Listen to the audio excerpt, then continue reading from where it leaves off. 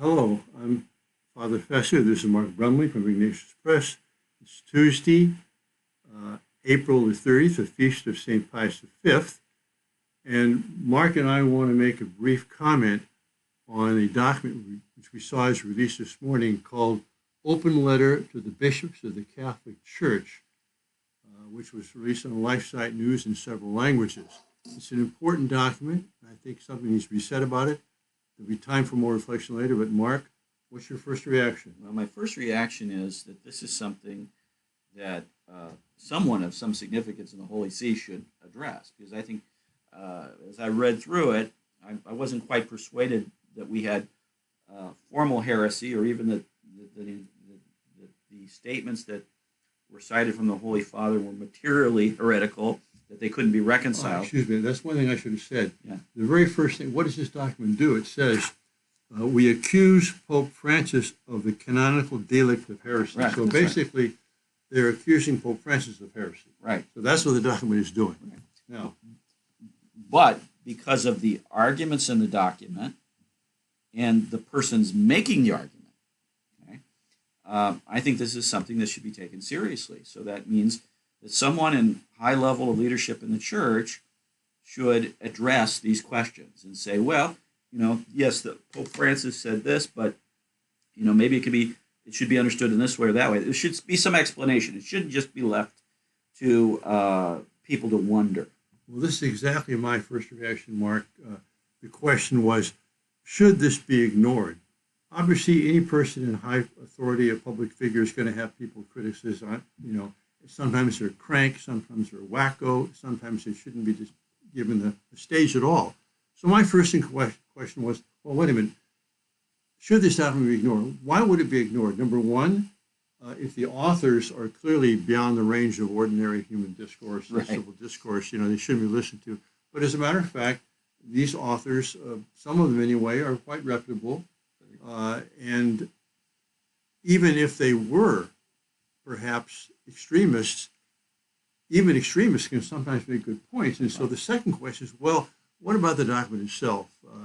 Is it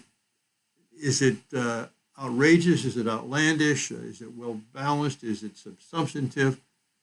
And I wasn't sure. It's 20 pages long, so I read it this morning. And I have to say, there's 7 different counts. They accuse heresy counts here. Each one of them is very clearly stated.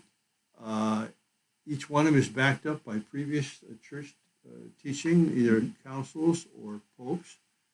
And then they show where Pope Francis has made statements which seem to contradict these church teachings. And then also how, by his actions and his inaction in some cases, seems to corroborate that understanding. So from the point of view of the document itself, it's not a document which can be simply dismissed out of hand as being by some extremists who are overheated. That's right. I think that's true. And I think we also, another element, we live in an age in which these kinds of documents, these kinds of arguments almost instantly become widely circulated. So it would be one thing if a small group of people issued a document like this, and you had a tiny segment of the church that was affected by it, and you could say, well, we'll let that be handled pastorally by that local bishop, and that would be it. But given the age in which we live, these kinds of things, and these men are of such stature that it really rises to the level of something that people in universal pastoral authority should address. Absolutely. And it's a clear principle of Ignatius of Loyola in the exercises that you always want to put the best interpretation on anybody's statements, including obviously the Pope. And as I read these statements in here, I thought to myself, well, That's right. You don't have to twist them too much to give a heretical interpretation, Right. but that's not the only interpretation. Right. Therefore, it seems to me that this should not be ignored as a document by the Holy Father and those who are helping him.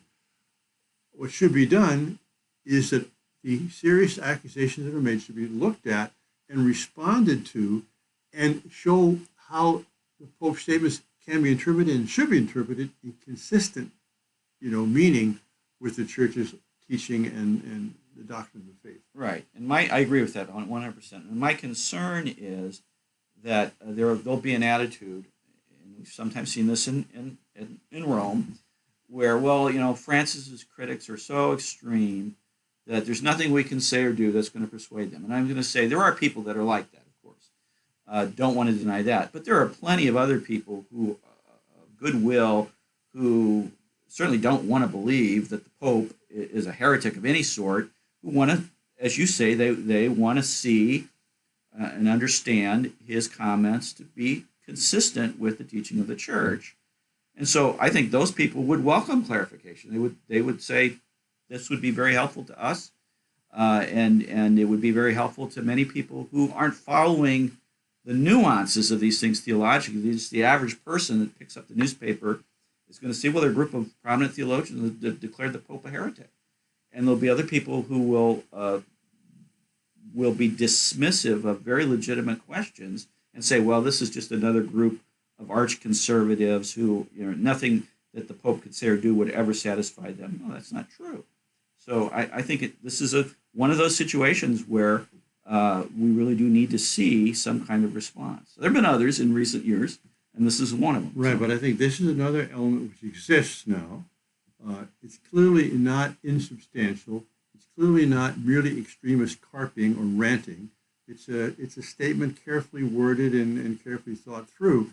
And if it's not responded to, then it will lead to greater confusion and people not being certain about whether they can trust the Pope or not. So it's important for the good of the Church, for the good of the Holy Father, that a statement like this be responded to in such a way that we can reunite people together under the one mind of Christ, which is represented by his vicar. Right, absolutely, I agree with that. And again, we live in a time when you can't respond effectively the way people will say that sometimes in the past the Church's leadership hasn't been effective in the way it's responded or dismissed certain questions. Well, it's certainly the case today. You can't just ignore these things. They pile up.